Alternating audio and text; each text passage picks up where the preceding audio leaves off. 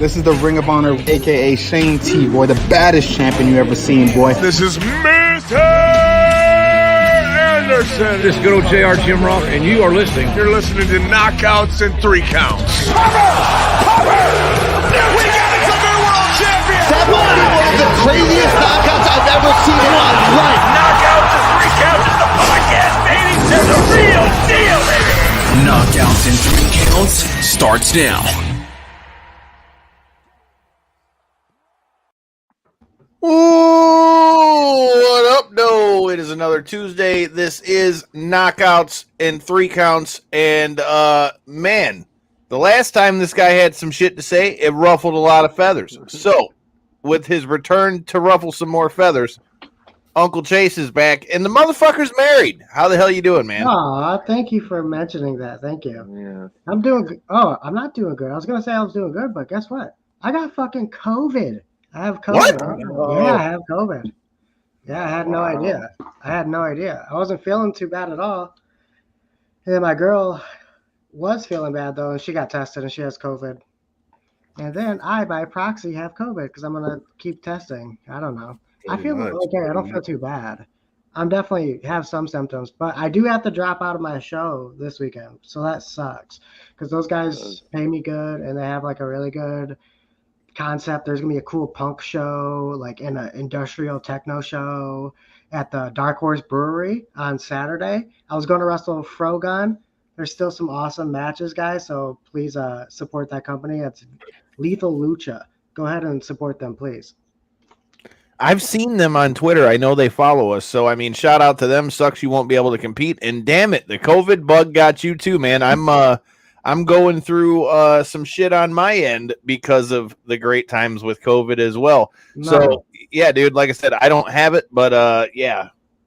Let's just say motherfuckers are It has you. Motherfuckers are shiesty. We'll just put it at that point.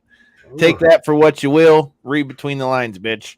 Anyway, with that being said, how's the married life treating you? Yeah. Other than obviously sucking right now because of COVID. I mean, me and J-Bone went down there to the wedding, and can I tell you, I've had more motherfuckers ask me about your suit from that picture than, you know, I mean, that bitch was crispy. And then this guy jumps into a, you know, lavender purple fucking suit after that. I mean, Uncle Chase's wedding was insane.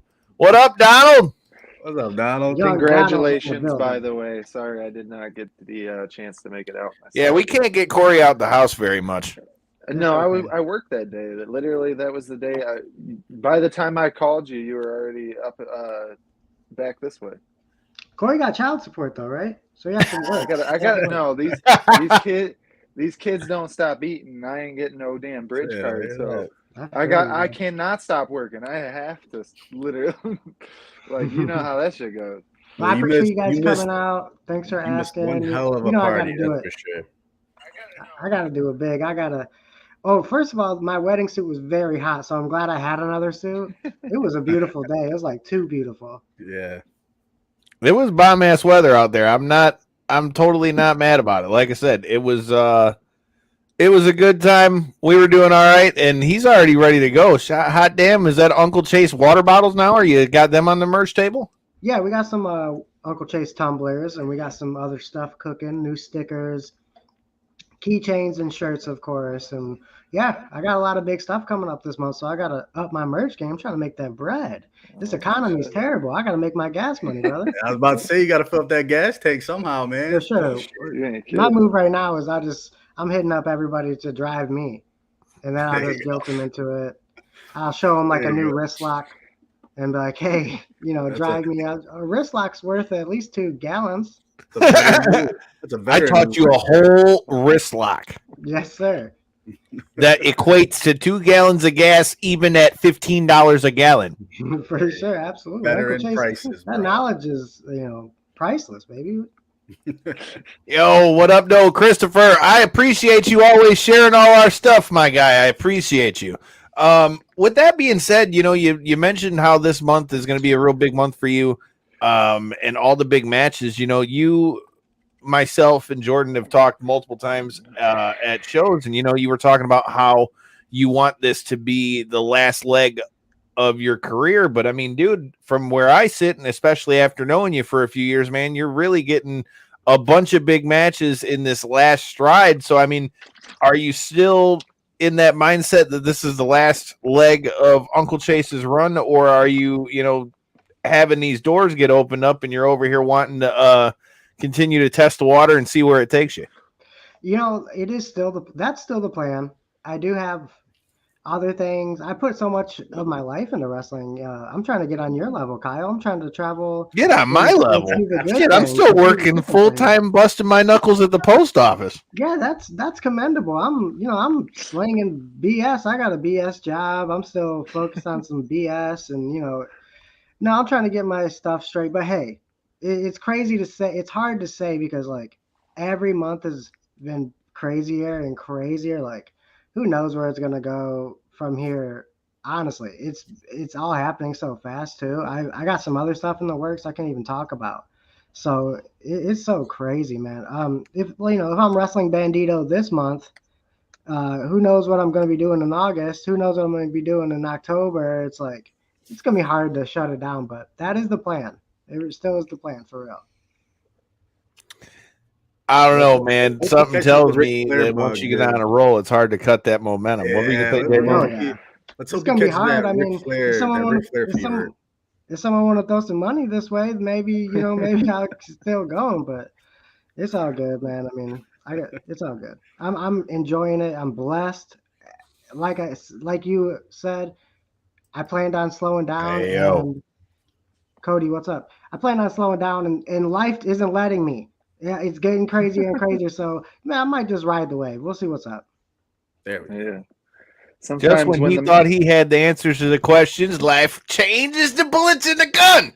That's right. Dang, you have a way with words, man. You should have a podcast. Where are you coming up with this stuff? You got this stuff written down somewhere? What the hell? I promise you I don't. Dude, we literally just had this conversation with somebody at work the other day.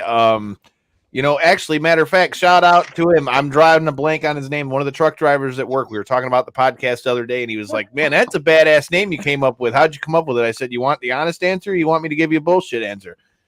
How'd you come up? I was like, dude, we were sitting there at a table, and I come up with it off the top of my head. So it was totally random. So this shit is totally random, total bullshit. As long as it sounds good, we're doing all right.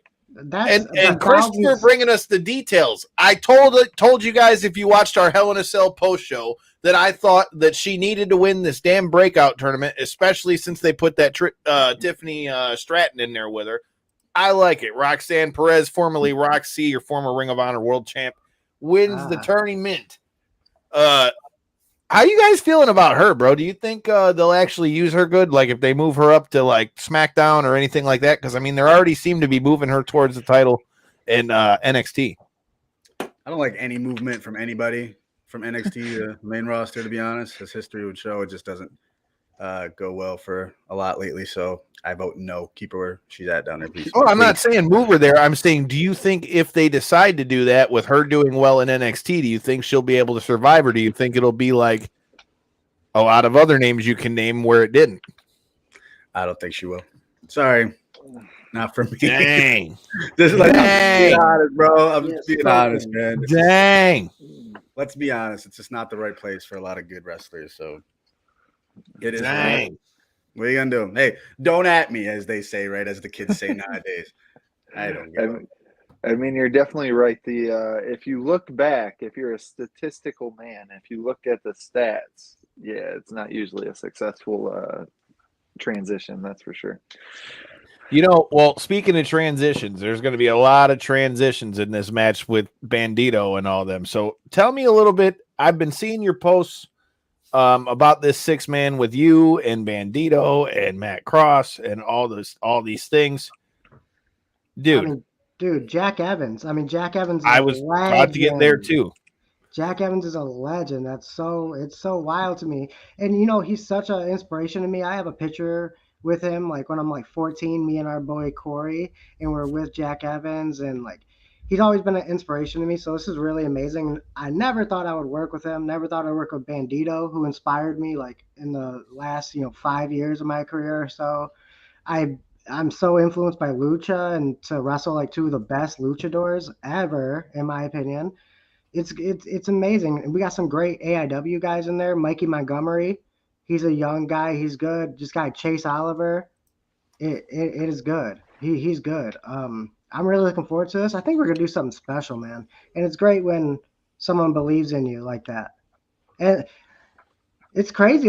It's crazy to think about because I mean, when we first started hanging out, I was wrestling, little shows, just talking back in my days type of stuff. And now I'm doing it, bro. I'm doing it. I'm out here. I'm on IWTV multiple times a month. It's crazy. Bro, I remember you literally wrestling in backyards, dude. Right. I would show up these things. I would show up these things like, what the hell's going on? And you guys would have the whole setup, the whole gig and everything. I'm like, this is fucking awesome. You can still book me for your backyard shows. Don't get it twisted. Your backyard barbecue brawls, bro. Let's go. You pay my booking fee, bro. And put me against. I got it. Hey, we might just have to throw knockouts and 3 counts backyard barbecue. You know? Absolutely. I'm waiting for the knockouts and 3 counts battle royal title still. Speaking of things that we need to get started, I've been talking about this for a while because many of the listeners have been talking about it. And if you guys would go to a thing like this, let us know in the comments. But I think we need to have the return of the knockouts and 3 counts pay-per-view parties and shit, man. Yeah. Because anyone that ever came to any of our parties for that shit knows that shit was fire. We used to, with our buddies from Breaking Down the Ring, we used to pack up the top of the B-dubs and all that stuff. So if any of you guys are listening and just so happen to own a fine establishment that would like to have a little bit more business, once a month for wrestling pay-per-views, twice a month if there happens to be an AEW pay-per-view, I can tell you we might just be able to help you out. So anybody hearing that, my DMs are open. And you get a chance to party with Kyle. The dude's an animal. Just fair warning. Yeah, so it says the guy that almost killed himself with the margaritas, huh? Oh my god! Hey, wasn't I walking around with glasses of tequila at your wedding or something? They said. Oh yeah, he was double fisting glasses of tequila. Bro, it looked. J-Bone was ready to go, and then was like, he was like, "Holy shit, man! I got drunk." I was like, "You downed a 30-ounce margarita in about 10 minutes." When in Vegas, right? I ain't mad at you. I'm not hating. I'm just saying, sir. You were ready to go. I was ready to go when we got to the gym, and he said he was sitting down. He was ready to go after we got done at the Nerd Bar. Shout out to Johnny from the Nerd Bar. Love the Nerd Bar. I love the Nerd Bar. I mean, hey man, Johnny's the homie, man. Now every time we go through Vegas, I got to stop through there and say what's up. We got to kick it with Chris Bay and them while we was down there. Oh, hopefully, we're gonna be bringing him to the show. Yeah, man. I saw 2 girls fight over a mechanical dick. That was wild, wasn't it? Yeah, bro. Vegas, I mean, sounds, only they say it only happens in Vegas, bro. But I mean, she had to fight every other female on the way out as she was being. Oh, dead ass, dude! Like she's trying to throw punches from standing on top of the thing while this other girl's outside of like the big blow up thing, and we're just standing off to the side, and I'm sipping my beer, just enjoying the entertainment. Like, what the fuck? We were all just good a couple minutes ago. Some people just can't handle Vegas, bro. Yeah, there's nothing like Vegas, dude. There's nothing like it. Hey, dude, I had a margarita and watched who's the band? Spandex Express or some shit? No, Spandex Nation. Spandex Nation, even better. Fucking what a wild Rainbow time. in the Dark was badass. That was badass. But speaking of what's going to be badass, like I said, we were talking about your match for AIW coming up, man. Is there anybody in one thing that jumps out to me is, man, you and Matt Cross, bro. You guys just keep seeming to cross paths at this point. You see what I did there? But with that being said, you guys keep seeming to cross paths. Now you're going to cross paths again at AIW, with all these different styles. I mean, how do you see this match going, and how do you feel about getting in the ring to mix it up with Matt Cross again? I think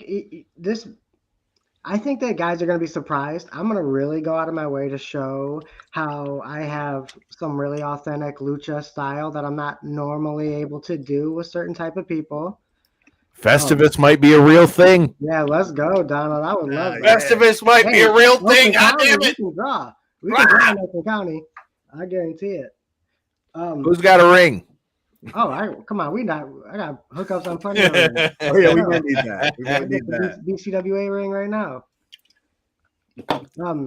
I guess if we're plugging my stuff, it's gonna be sick. It's gonna be a special thing. It's not gonna be a throwaway scramble. We're talking about a main event scramble match it's going to be long, probably. It's going to be grueling. It's not going to be, I'm hanging out on the outside and I jump in. I'm not going to be that guy. I'm going to be in the ring at all times because that's the only way you're going to be able to win is staying in the ring to pin the guy.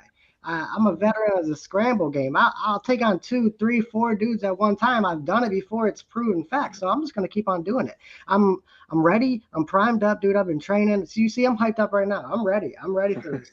I really am not going to let this opportunity slip. I think I'm going to wake some people up. I'm going to be getting the new followers. I'm going to, be getting the haters. It's going to be good. So I'm going to start blocking some of my friends just to show them how good I am. I'll type the shit. J-Bone. Damn, he called you out too. How you feel about that right now?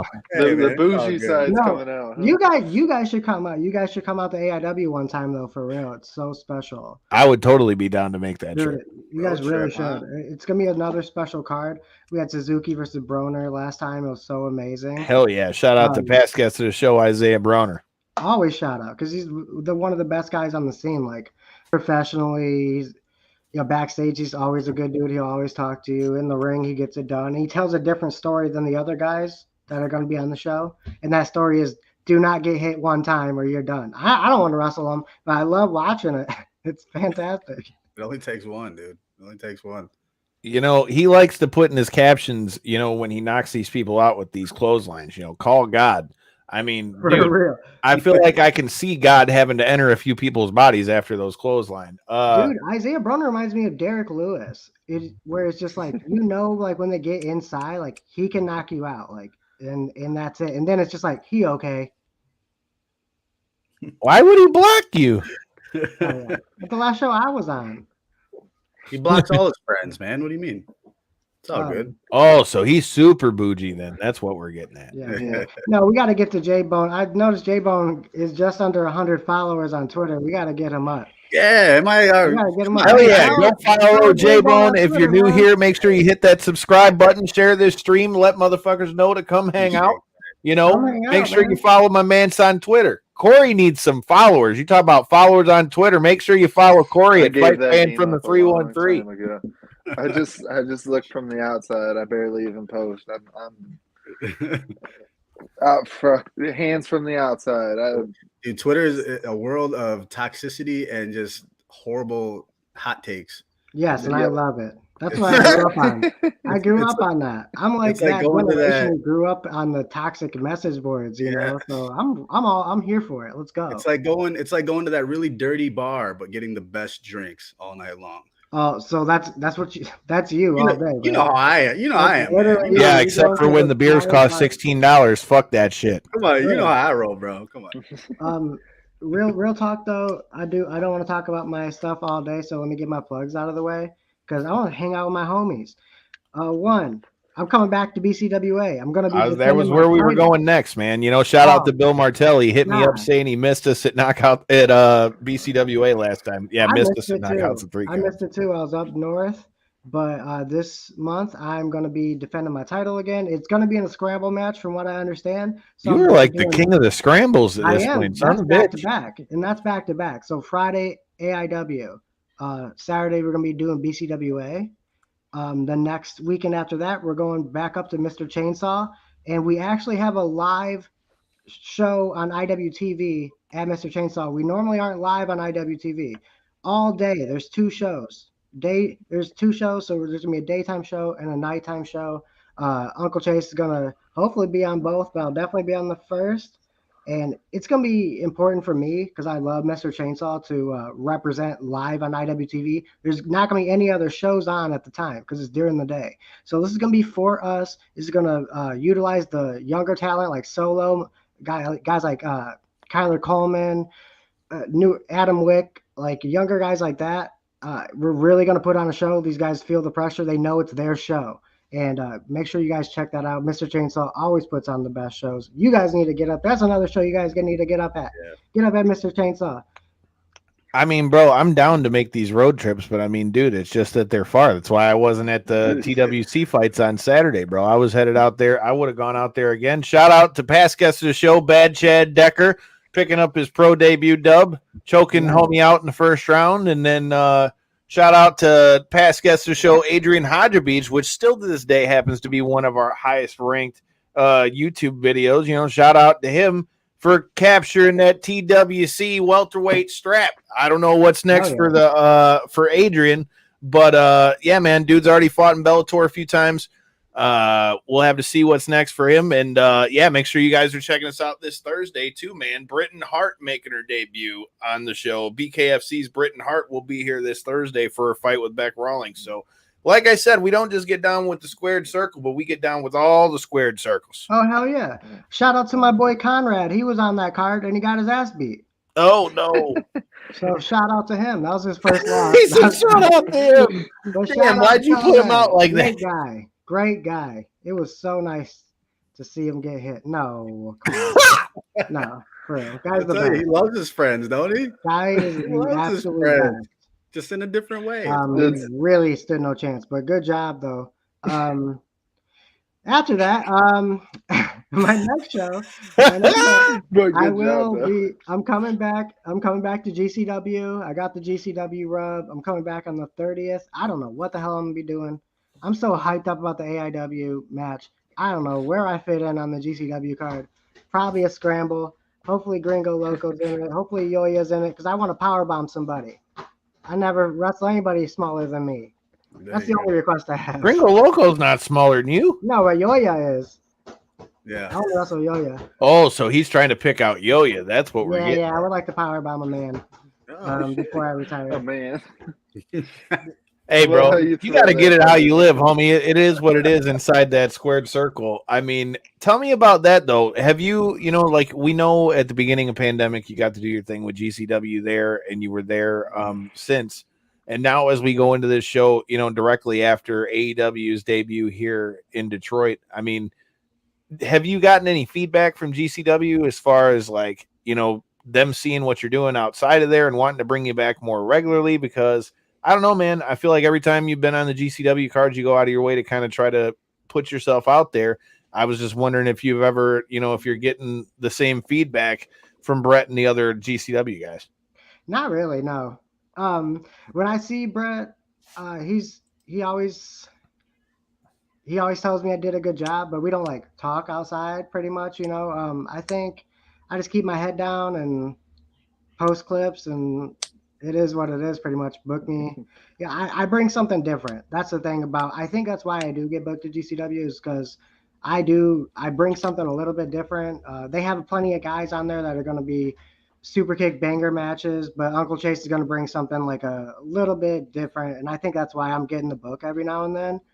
Brett, I don't know what I talked to Brett recently, and I don't know why he thought I moved out of Michigan, but he didn't even realize that he thought I moved out of Michigan. So he hits me up and he's like, "Oh, you still live in Michigan?" I'm like, "Yeah." He goes, "Oh, well, come out to then he sent me the date, So that's the story with that. I'm not sure what happened behind the scenes with that one. But yeah, so I'll be back at GCW, and yeah, I do go out of my way to kill it at GCW. Obviously, who knows how many times I'm gonna get that again. Right. Yeah, I'm happy. And after that, GCW the next day, Deathmatch Circus, ICW Deathmatch Circus, and I'm gonna be out there with my boys. We're gonna be out there having fun. I definitely think I'll have to make it out there for a little bit. D-Mac was all over us talking about we got to be there at the smoke out. Come out, because it's so much fun, dude. And that's the thing about me. It's right? And that's the thing about me. And I spoke on it a little bit just now, but I want to go out there and support because I love deathmatch wrestling. I love wrestling.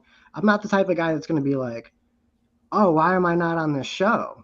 And it's because I'm not a deathmatch guy. I'm not going to be like, "Oh, I deserve a spot." No, there's spots for everyone on different shows. Mm-hmm. If I'm not bringing something different to the show, or if I'm not working that type of style, I'm not Justin Kyle. I'm not going to fight in the pit, So instead of hating, I'm going to go out and support. I buy my ticket. I hit my boys up. I hit J-Bone up. I'm like, let's go to Deathmatch Circus. Let's go support. Because who knows when it's going to come back. Speaking of that, when's Uncle Chase going to make one of these road trips with us? Because you imagine the shit we would have got into on that vlog if we'd have brought his ass along? I can't imagine, which is why I'm a wrestler right now. When I retire, oh God, we're going to let loose. It's going to be crazy. Do you imagine the 3 or 4 of us in Vegas, dude? I don't know if we'd make it back, to be honest, but Oh my I already God. had people asking how I survived the last one. They're like, wait a minute, you went to all those shows and got your ass up and went and trained and all that on vacation? I was like, look, bro, I don't get away from slinging the mail very often. So that's all the more reason, if you haven't already done so, make sure you go check out that vlog and check out all that shit that we got into Big in time. Vegas. They call him Kyle Credentials. My man can go anywhere, bro. Bro, I'm trying out here to get these credentials. AEW, if you're listening, we're here in Detroit. But Hey, did you hear the story about when I reached out to AEW? oh no, I didn't. Please Oh tell. my God. I had like so many of my friends like told me to go reach out to him. I wasn't thinking about it. But then I got something rolling right now. I got the ball rolling. So I reached out and I fucking spelled the guy's name wrong. No. Yeah. And then he like was super nice about it, but he definitely called me out at the same time. So I was like hella embarrassed. You couldn't even pull the autocorrect answer. Dude, you know what the guy's named Sean, and I spelt it like like my best friend's name Sean, not W instead of UN. So it was very funny, and he was pretty cool about it, but he definitely called me out in all caps, and then I felt super embarrassed. But Don't feel bad, dude. When we interviewed Marty Bell, we were talking about her match when we sponsored Mission Pro, and she was taking on Alex Garcia, and I said Alex Garcia, and she like corrected me, and I'm like, oh fuck. Oh, dude, that's awesome. It happens, but hey, I'm not saying that I'm not going to be at AEW. I'm just saying that what happened. That's just what happened. It was super embarrassing, but the guy was super cool about it. Well, we'll be at AEW. Just saying. So yeah. Of course, you're everywhere. Of course, everywhere I look, Kyle Credentials. He's all over, bro. Hey, those aren't credentials, bro. My bank account is hurting. That should be your new Twitter handle, bro. Your new Twitter handle should be Kyle Credentials. I mean, if they started handing me out credentials like that, I mean, I'd be all for it. Hell yeah, let's go, dude. I mean, I just tried to get some for AEW, for Detroit, and for Forbidden Door, because, I mean, there you go. There's a road trip for you. I've been trying to talk this asshole into going. We need to go to Forbidden Door, bro. How many? Come on, you got them go. You got these guys going out all over. They can't make every show, man. That's why I didn't go to Hell in a Cell. But that's where I'm at. Hey, but AEW's coming to Grand Rapids. You might be able to cop something for there. You got any contacts over there?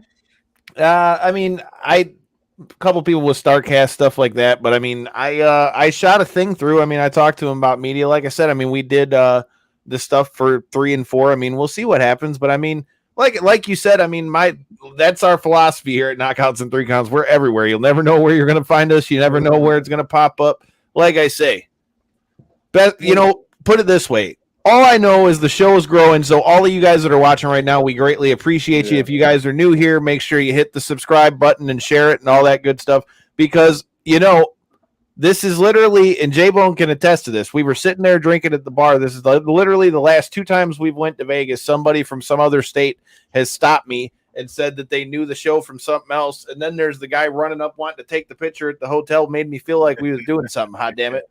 So, you know what? Who knows where the hell we'll end up next? I don't know. That's like I said, Uncle Chase on one of these road trips would make for a good time. Well, I've been flapping my gums. J-Bone, what you got for Uncle Chase, bro? I'm just checking out Steve Poston back there. He keeps wanting to make a cameo. Steve Poston, is that what you just said? Yeah, that's the cat, Steve Poston. That is a great name. That is a great name. It is, dude. I want to go back to the scramble with Bandido and Jack Evans and everybody. I mean, I know you said you idolize these guys, and rightfully so, but how does one exactly train for a freaking match like that? Because that's kind of, you can't expect anything. Because he's the scramble king.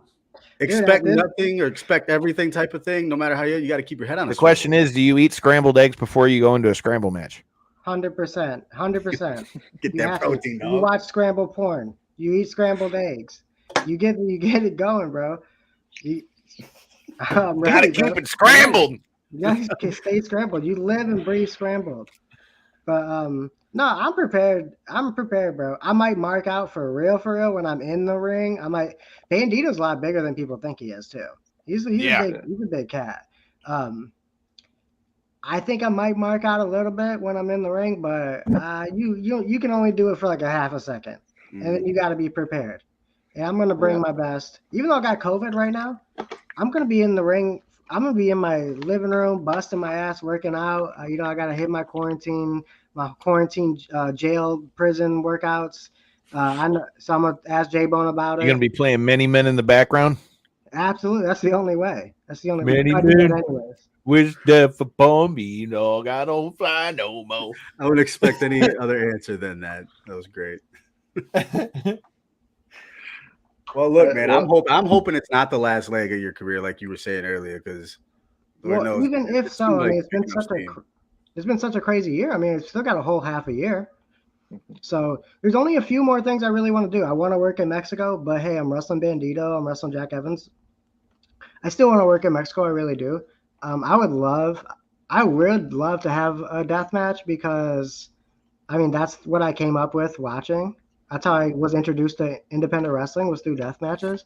I got tattoos that, from deathmatch wrestlers and shit like that. Like I love that. I love that shit, bro. So I do want to have one intergender match would be nice. Get a couple intergender matches, and I want to main event Mr. Chainsaw before I retire for sure. I want to main event Mikey Zero. You hear that shit?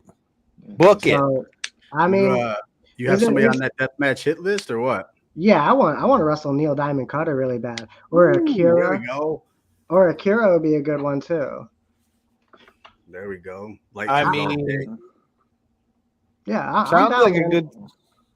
Sounds like a good time to me.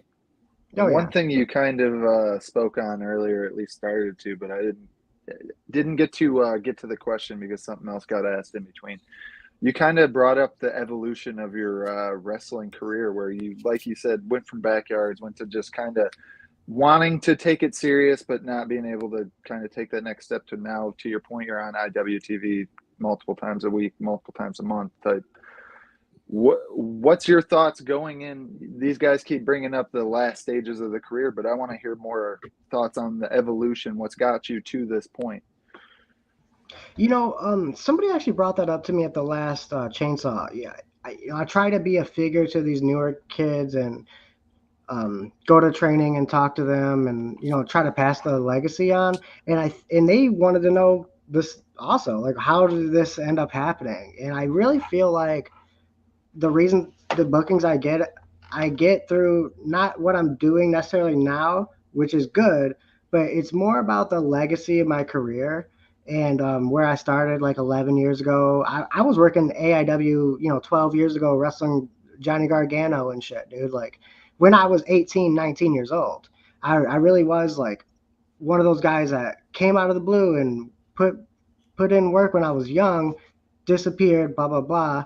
Not a lot of people like recognize, the OGs realize, but I was the first wrestler that had a YouTube channel that updated weekly, that talked to fans and blah blah blah. And was I getting 500 views? Yeah, but it was 2007, 2008, and those were hardcore fans, and those hardcore fans spread the word, and that's why I would wrestle on the East Coast a lot, and that's why people know of me and know of my career. That's why I got booked for GCW at the Backyard Show, was through, people talking about my YouTube channel, about my earlier backyard wrestling, about my earlier matches. And the OGs know. I think that's, and everything's a cumulation of that. That's not the fucking word, but everything's coming together because of that. My legacy as a whole, not necessarily my body of work right now, even though it's really good right now. I think it's more of appreciation for everything. That's honestly how I feel. And that's anytime I go to a show and I talk to the OGs talk back to me like, man, I used to watch you 12 years ago because I had content readily available. And I think that's working out now. Yeah. And like Donald just said, I was at Beyond Wrestling, which is such a huge organization now. At the beginning, I used to live with the promoter. Like I was uploading the matches to the computer on the capture card and making the DVDs. And I really came up with a lot of the guys who are main event players now. And I feel like the increase just like show me love from that. And I got a really unique gimmick now too. Yeah. Back in the day when I was having all these crazy matches, I was doing the things that guys are doing now, but 10 years ago. That wrestler I was 10 years ago, they don't need that wrestler anymore on these shows now, because everyone else is doing that. So I think that I present something so different, plus the knowledge of the generation before me who came up with this style. And I think that's why I'm getting used now. I really do. Hell of a point you made. You're right, though. A lot of people do use the crazy style like you used to use years ago. Was there ever like a point where you realized, like, okay, it's time for me to kind of switch, go to something different, kind of, switch my style? Was there a point that came across your mind, or what? Not in particular, to be honest. I was still going a little bit crazy. My back hurts. So that was one thing. Also, when I had knee surgery, I think that changed everything. Having knee surgery, going from knee surgery to the pandemic to, gaining the weight, and then just coming up with the character kind of just made sense to slow down. And also, one other thing I will say, I've said this before, but like I went up to this guy, Josh Raymond's house. Josh Raymond runs IPW. He used to wrestle with Josh Abercrombie back in the day. He wanted me to go up to his students and teach them stuff. And he was telling me moves I used to do 10 years ago that I forgot I did. And he like unlocked something in my brain where I was like, oh no, I used to be really good at a certain style. I used to be really good at technical wrestling, but I was 5'4", 125. No one wants to see that guy be a technical wrestler, So I never used it. And then Josh kind of reminded me, you're a really good technical wrestler. And I was like, oh shit, I am. You're right. I gotta do this now that I'm bigger. I mean, it's really working out. There's Mike. Hey, shout out to Mike, because he's putting Michigan guys on the map for GCW, and he's also from Pontiac. So shout out to Mike, because not too many people are in the community are from Pontiac. So big shout out to him. That's my homie. Hell yeah! Thanks for watching us, man. Like I said, I'm really stoked for seeing where you end up. The last thing I wanted to talk to you about as far as your scheduling and stuff like that goes. We talked about it a little bit here, but BCWA always has a spot with us, being that they were one of the big ones that supported us in the beginning. So as you go there for your defense of the Alliance Championship, how are you feeling about BCWA? And tell everybody why they should check BCWA out June 18th. I think BCWA, especially for the Michigan fans who are watching right now, going to BCWA is not like going to the other promotions. I feel like the other promotions have a somewhat similar flow, but BCWA is completely different. You're going to see characters that aren't on the other shows. You're going to see more of a family-friendly vibe. BCWA always takes care of their fans. They give away free stuff all the time. You get to more interactions with the wrestlers. It's more interactive than any other promotion. BCWA, it feels like family, man. It really is different. And there's a lot of fans at BCWA that don't go to the other shows. It really is a different vibe. And it's standing room. We have to take seats out of the locker room every damn time. Every time I'm on the show. No, but honestly, it is family. We're doing something special. We actually carry storylines. If that's something that you feel like you're missing, from show to show, we always show love to the podcasters. We always show love to the fans. We got concessions, blah blah blah. That's it. It just feels like a family. It's different from the other shows that I work. It really is. And honestly, I'm looking to go for that heavyweight title soon. It seems like that thing keeps bouncing around. It's time to get some clarity. He wants the big strap. He said, I got an idea. Give me the damn belt. It's just a fact that I haven't lost in over a year at BCWA, and at Mr. Chainsaw, I haven't been pinned in over a year. I'm really moving up, man. I'm out here winning my matches, so I might as well shoot for the stars. And it's what the fans want too. You hear the reactions when I come out compared to other wrestlers. Like it's all facts, man. Why am I not going for the heavyweight title? And that's for every promotion I'm in right now, and that's 100. One other thing I want to say is I am going to be wrestling in Lake Orion on the 26th, and I never wrestle in Oakland County.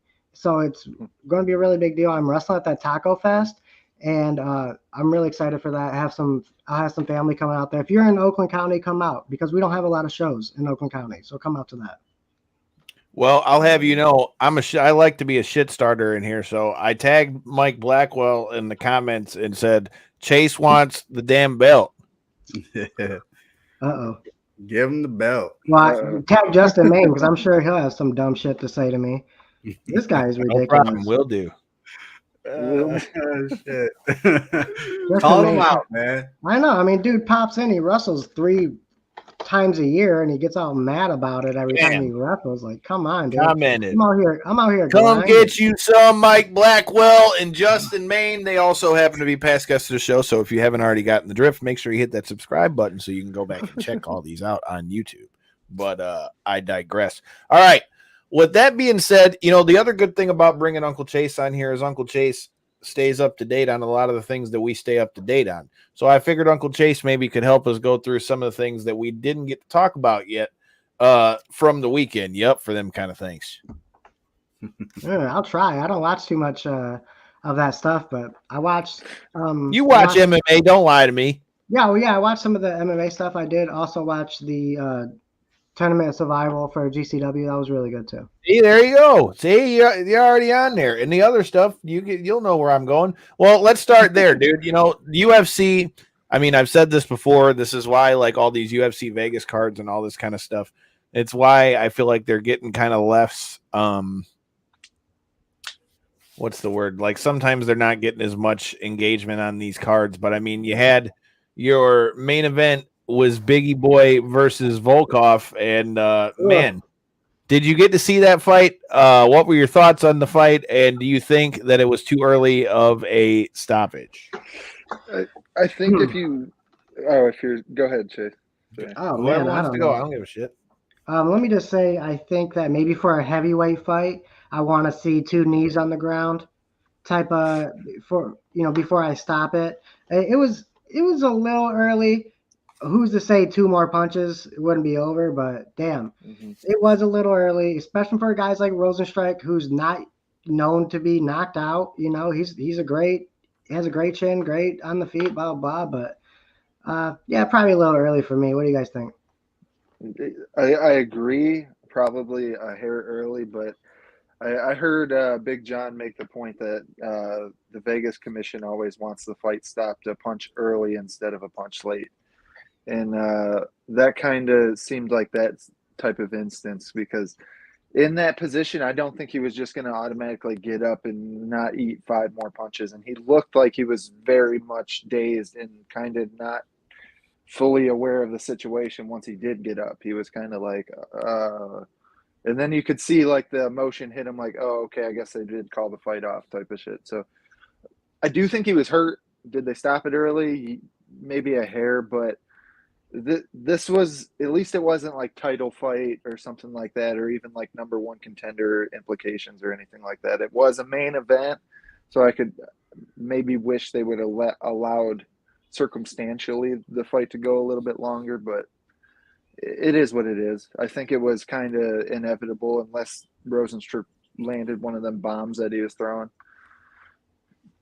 And he could have, though. He could have, though. That's the thing. And that's my only argument. Like, I know it's a fight-by-fight type of thing, but we've seen so much worse than that, dude. We've seen guys totally just beat the shit out there and still put on a good show and put on a fight and keep fighting back. These guys are fighters. They're warriors, and that's just what they do. But I'm not mad about the stoppage, but I do think it was early, especially for a guy like that, a guy that's never been put out like that. Like, he had a chance. He's always got a chance, right? And who's to say he didn't catch him with one? And we'd be talking a completely different thing right now. You know what I mean? It'd be huge.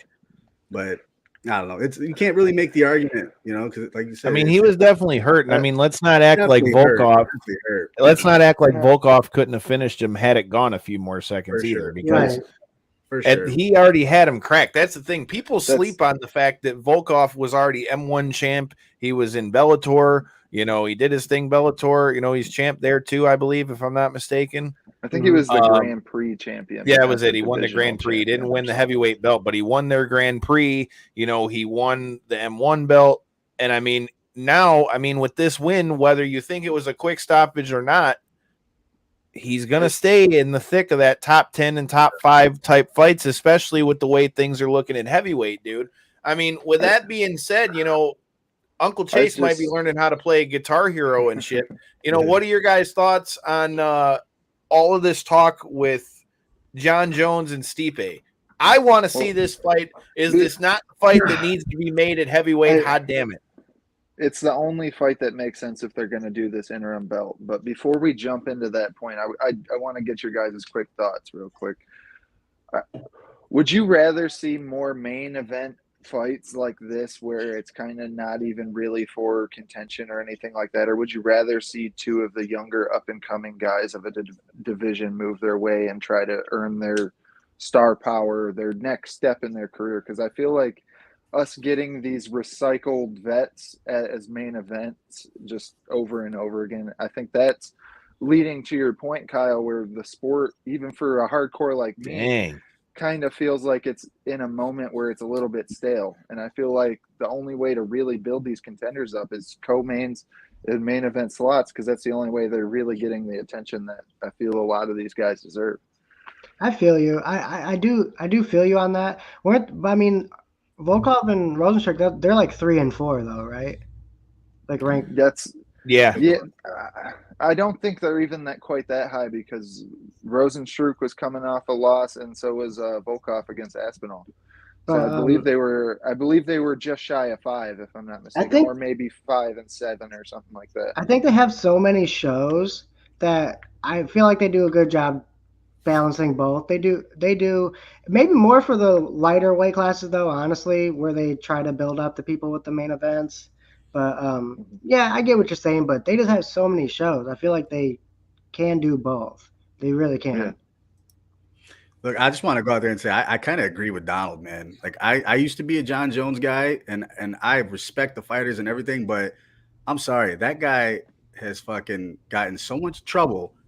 It's pretty much a slap in the face, if you ask me, putting that guy in a huge fight like that, paying him big money. I don't like it, dude. I agree. I don't like it at all.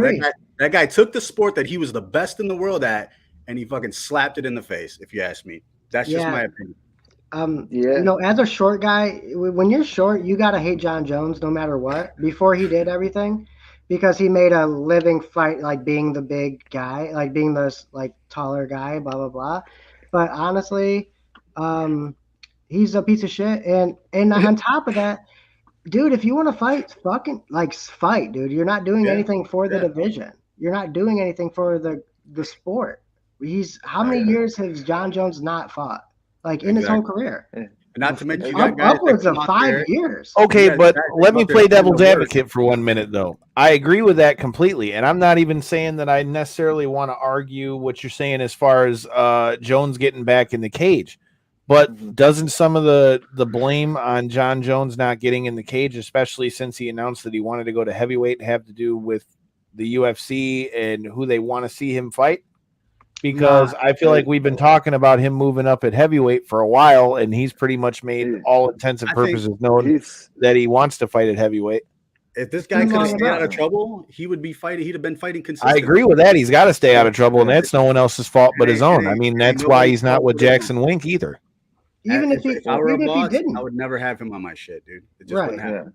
Right. Well, I can respect his move up to heavyweight and him wanting to actually truly build up into a heavyweight frame, and him not just fight as a 205er that didn't cut weight, you know, like if he would have jumped immediately into the division. So I can respect that move. I understand once he was 8 months in, and rumors were already kind of rumbling that it was going to be him versus Stipe before the Ngannou fight, before Ngannou ended up defeating him and inevitably winning the belt. But there was rumblings of it then, and he kind of sidelined it, said, I want more money, and not only that, I still want more time to continue to work on to make myself feel comfortable at this body size. I've put on all this size. I want to gain my speed back while being this size. Yeah, he thinks he's going to go Super Saiyan and keep all of his speed and keep all of his attributes. As he gets It's not older. going to happen. Yeah, Dude, as he he's gets scared. older, so. Dude, he's so scared. Like, I'm so serious. He's a weak-minded person, obviously. He's clearly a very weak-minded person. On top of that, he has been humbled a couple times by people even somewhat his size. He is scared. I don't care what anyone has to say about it. He's not going to tell you that, obviously. Dude, there's something in his bones where he's like, I'm going to keep pushing this off until I get exactly what I want. And he's keeping the division behind. He's not doing anything for MMA. We don't owe him anything, dude. Like he's really not doing it. He's not doing anything good for the community or for the sport itself. No, but the thing is if you look, there's two ways to look at it, right? Is obviously the clear way that the UFC themselves want you to look at it. They want you to look at it as the next big sport, the thing that's, top 10 on ESPN, this knockout or some shit like that. They want that direction. Or you can look at it, which I kind of tend to, which is it's a competition of two people competing in martial arts to see who's the better athlete on the night. Whether the storyline behind it is somebody's a shitbag fucking scum, it is what it is. Go knock them out then. Insert worst word possible. Yeah, or like the Colby Covington type of thing, right? Like, there's so many people that are under the UFC banner that you could arguably say have crossed the line in one way or another.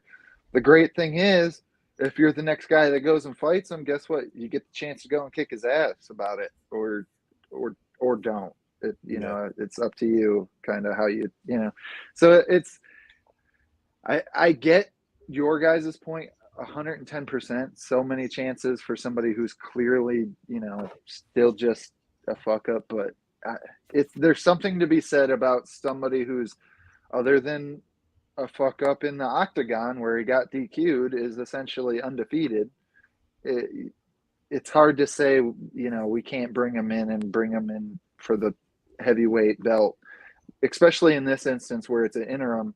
So you can argue that they didn't immediately pump him into the number one spot in the division. They're making him essentially fight for a number one contender's belt, essentially. Well, Donald's over here saying he thinks that Alexander Gustafsson whooped his ass and that Jones didn't beat him. Anybody got thoughts on I think if anybody, it's Reyes. I don't think Reyes was the one that beat him most clearly, in my opinion, because there was definitely a couple fights that were, close. Like the Thiago Santos fight was very close as well. But I think if you're gonna pick one out of his group, I would say Dominic Reyes won that fight. Well, Corey, I feel like we've been watching MMA for a long time, dude. Like we see the guard change, the transitional between the generations. I've seen it so many times. I have no reason to think, even though John is young, he's not who he used to be, bro, and he's on a different frame. We don't know what he's doing right now, and that's the truth. And we've seen so many times people not fighting at their natural weight, either up or down, get smoked. And I feel like there's a decent chance that someone who's been fighting at heavyweight for so long in this generation is going to know some things John doesn't know about fighting like that, man. I really feel that way. I feel like we're gonna see it happen. It's gonna be great. I'm gonna laugh. I'm gonna cry. I can't wait. Get in the cage so I can bet against you, bro. I'm waiting for it. Let's go.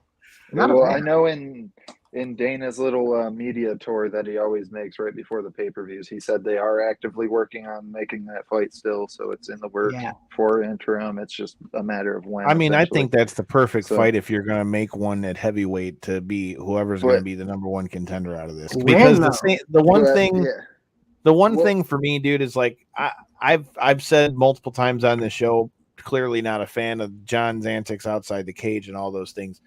But at the same time, if you got to look at it this way too, right?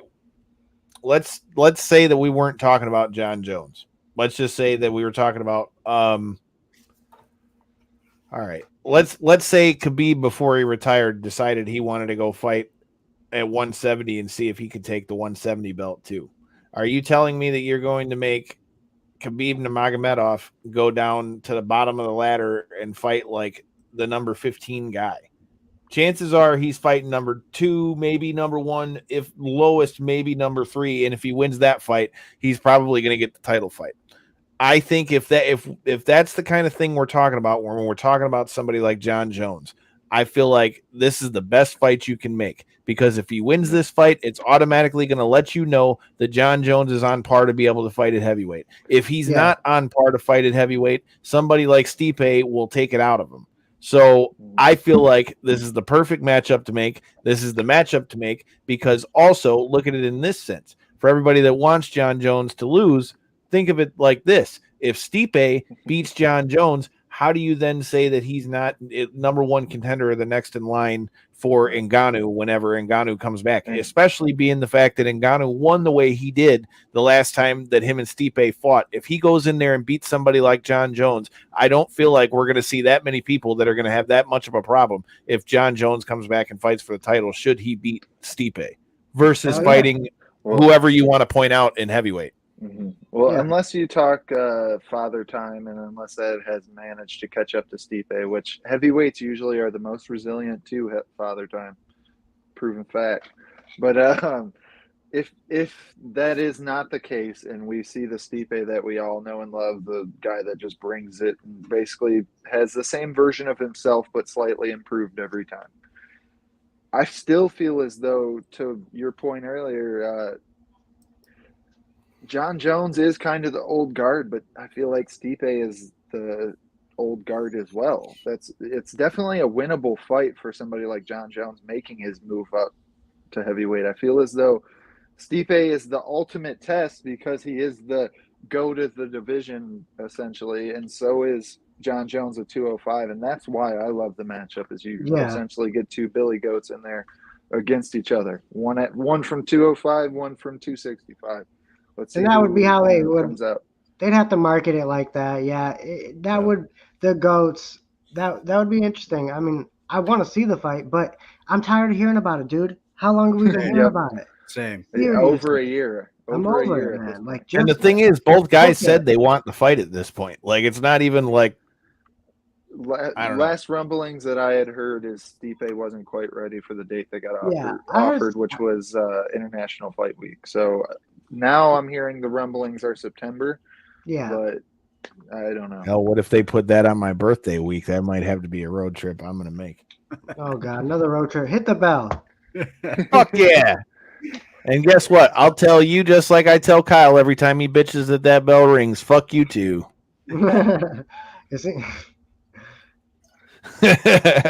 Hey, but it is what it is. Well, before we get out of here, dude, I also, like I said, we did the post show for Hell in a Cell. If you guys checked it out, what did you guys think? Let me know in the comments if you guys want to see some more of those, of us getting on and giving our thoughts fresh off of Hell in a Cell. But, the talk of the town ever since then has been Cody Rhodes in that pec tear.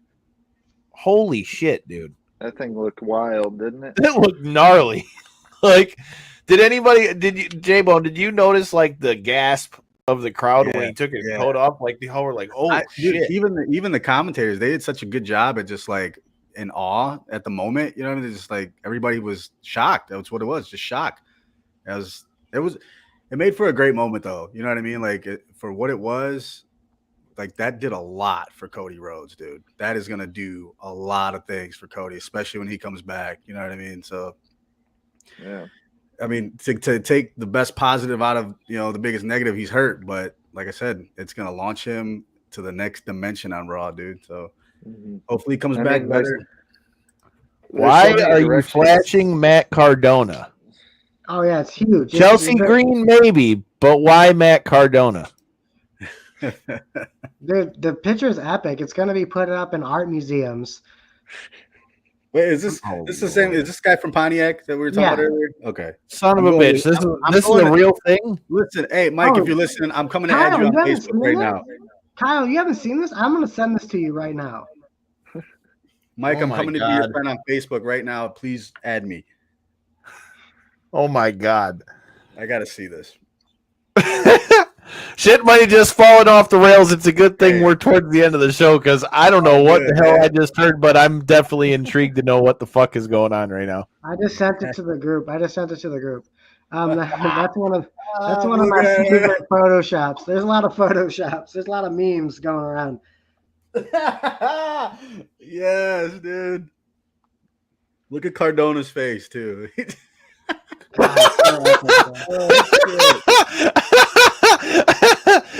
that's good shit, dude. Matt, you're keeping. Oh fuck, dude! That's good shit right there. Pontiac's on the map. Mike's representing for my hometown. Yo, he's representing for something. Son of a bitch, he let him fly.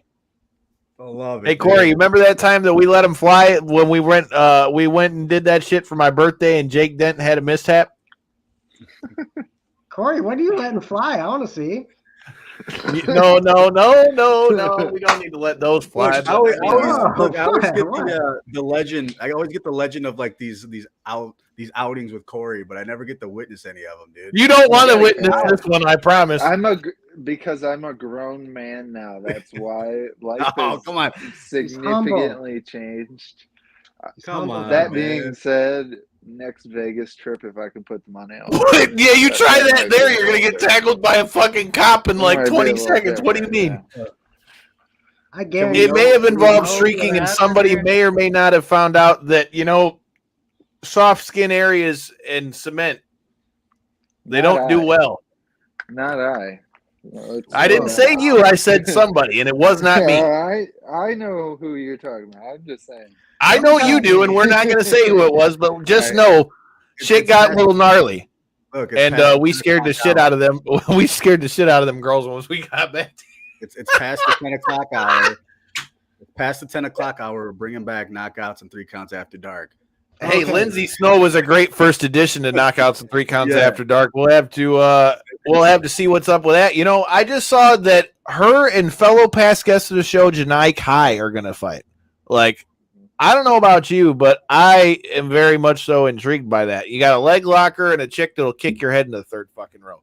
If you haven't already done so, make sure you go check out our past episode with Janai Kai and the episode that has now been dubbed, thanks to Kyle, the Knockouts and 3 Counts After Dark, which happens to feature Lindsay Snow.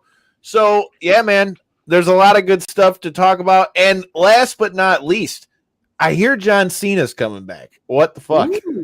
Yeah. Emergency. Break the glass for Big Match John. Break the glass. Bring back Big Match John. We got too many big guys injured and taking breaks and being out. We need some hype. Bring them in. Throw them some money. Bring them in. That's exactly what it is, man. So, hey, it'd be good to see him in Theory go at it, though. I was going to say, who do you think he faces? That's one of those generational clashes everybody wants to see, the future versus the past type of thing. So I think that'll work out well. Who do you want to see him face, though?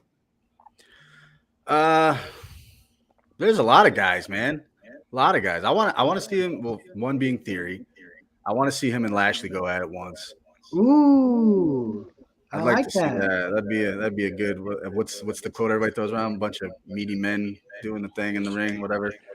Yeah, beefy men. It's a slobber knocker. Just listen to JR in the intro. Obviously, him and Seth freaking Rollins, and anybody's going to be great. And then you got guys like Damian Priest, like Finn Balor. Like, there's guys all over that roster that John could go at it with, man. I think it'd make for a good show. So they got to figure it out. They got to pivot now because the herd is thin over there. So Well, okay, so I've heard this debate over and over and over again on Busted Open, which shout out to Dave LaGreca and Ryan McKinnell, but is it really Flair's record? Because Flair only had two world championships in WWE. Cena has 16 in WWE. The same as they were saying how Randy Orton holds that record. I think Ric Flair's record encompasses like all wrestling. And yes, we all see it as his record, but if you really look at it, Flair's only got 2 championships inside WWE. Yeah. I mean, I'd be cool with it, and at the same time, I don't really care if he does it or not, but if he does break the record, it's definitely should be a big marquee moment and definitely celebrated. And with like the relationship that Flair has with wrestling now, I feel like now's probably the best time to do that. If it's not him, I want it to be Randy. I mean, Hey, man. Real quick to the point you were just making, even though they don't need to necessarily call it Ric Flair's record, can't they just call it like kind of like the Gary Payton Award type deal where it's like it's his record, but it's, you know, like whoever it is. But I mean, diehard wrestling fans, dude, I think are always going to look at that as Flair's record when we're talking about who's got the most world championships, if we're being honest. Yeah. Like, but ultimately, I totally get Bully's point and multiple of the other people's point that we said, you know, since it was brought up, you guys brought it up. I want everybody's opinion on this, Corey. I know you're probably not going to have much of one, but I know Chase and J-Bone will. Where are we going with the Judgment Day? Do you think that Edge getting basically beat out of his own gang was because of having to, you know, switch shit around because of Cody? Do you think that they're going to have him be the big baby face for Cena to come back and fight? Because, man, I was liking what they were doing with Judgment Day when it was him and Rhea and Priest. And then I'm not even mad that Finn's in it, but to have him just come in and, you know, just utterly put Edge out like that, I was like, damn, that's kind of cold-blooded. But now you got to figure this is going to make Edge a baby face again. What are your thoughts on what we saw on Raw last night before we get out of here? I love it. I think it's something different. You know, as someone who doesn't watch WWE at all, that news like got to me. You know, and I watched the clip, and I was enthralled with the whole promo, and I really did like that. I'm not sure about your point with Edge being a babyface for Cena. I don't know. I don't see why. I don't see. Maybe not a big. He could even be a heel for Cena. I mean, let that be the first thing out. I want to see Edge and Cena, but I think, hey, it's time to try their hardest to do something different with Finn Balor. So why not? You know, why not try to do this? And finally, it feels like WWE is trying to do something out of nowhere. You know, no one was predicting this, so I think that's really cool. I did like the whole dynamic with Edge and Rhea Ripley and their whole deal. But I like this too. I'm really looking forward to seeing where it's going. And I don't think we've had a Finn like a serious heel run yet, right? So we haven't. He was a very good heel when he was doing the Bullet Club thing. Right. So let's see what happens. Like, let's give it a try. Edge did his thing for a little bit. Edge is good at everywhere you need him. So let's see what happens. I'm gonna say no to that comment, Donald, just for the record. No. Yeah, I'm gonna say maybe. I'm gonna say he might, man. It's gonna depend on. Yeah. We're gonna see. It depends on how Cody's treated. That's how I feel. We'll see. That's what I was gonna say. With the immediate success that they brought, like bringing him into the spotlight that they did basically immediately, I think shows a lot for maybe why someone like MJF would want to showcase his skills elsewhere. You know, if he's able to get that same type of treatment where he's immediately has the whole stage basically done up just for him, it looks like, you know, in his first walkout. That first walkout for Cody Rhodes was awesome. I mean, that really was, even like a non-wrestling fan, it was something to take in. You could see that it was something special that they kind of did to bring him into the spotlight. And to your point, if we see the continued success once he gets back from injury, I know, if I'm not mistaken, I heard MJF has like 2 years left or something on his contract or something. So it's not like we're talking immediate, like this is, you know, within the next 6 months or something. But if we see the bridge start to be crossed a little bit more, whether it just be Cody's success or other guys crossing that bridge, I could definitely see it happening. I mean, money talks, and he's made a big deal about wanting to get paid for his services. And I think that's the bottom line. Money talks, but everything that MJF has been and will be in AEW, he can't be that in WWE. You know what I mean? All the curse words, all the antics, the not showing up to shit, you know, punking out reporters. That shit don't fly in WWE, dude. So everything that makes MJF, I don't think you get to see that in WWE. If it's gonna That's be a damn good point too, Donald. The kid is only 24 years old. Yeah, he's got a long way to go, but so why rush? You know what I mean? Just keep doing what you're doing. Keep making people write about you and talk about you and see what happens. And on your next contract, let's see. Look, man, MJF. Go ahead. I was gonna say a lot of that stuff you bring up is true, right? Like that creative difference that he's able to showcase with going at these reporters and just going hard on the mic. That is kind of what makes him stand out to such a degree. He does. I mean, granted, I'm sure he would be able to still cut some really great promos even on the more clean side, but it does definitely take a little bit of a grain off the sword, or however you word it. Hey, man, regardless of where MJF ends up, as long as he's on my TV screen, I don't give a shit if that's an AEW ring or a WWE ring. I still stick by what I said, though. If I'm ever in one of these media scrums and he does to me like he did that other guy, I really don't know that I could stand there. But with that being said, this is another episode of Knockouts and Three Counts. Uncle Chase, I appreciate you. If you got any last words you want to throw out to your opponents or those who might be on the fence of making sure they check out that AIW show, BCWA, or anything of the like, feel free to go throw it out. Yo, if you're in Oakland County, come out. I'm 26. If you're a downriver guy and you go to all these other shows, quite a few of you are missing out on BCWA. You're going to meet new friends. You're going to get a different vibe, see different wrestlers. So come out to BCWA. That's on the 18th. If you're a Michigan fan, come out to AIW, dude. I'm talking it's like 2.5 hours away, and you're seeing national talent, international talent. It's like a whole different world, and it's only 2.5 hours away, guys. It really doesn't make any sense. Make sure you support Mr. Chainsaw on IWTV. We got our first big live streams. I know they had live streams, but this year we're getting 2. We're getting 3. We're getting 4 after I blow up the internet. So we're going to get it going. For real, thank you to all the supporters. Make sure you follow me on Twitter. I'm big on Twitter. That's all I really care about is making jokes on Twitter, and then I have matches sometimes. So follow me at Bald and Bougie 248. Follow J-Bone on Twitter also. He needs 100 followers. Almost there, y'all. Let's go, man. No, we're 3 away. Go follow J-Bone Show. If you like, hey, have you ever heard of music? It's there. Go check it out.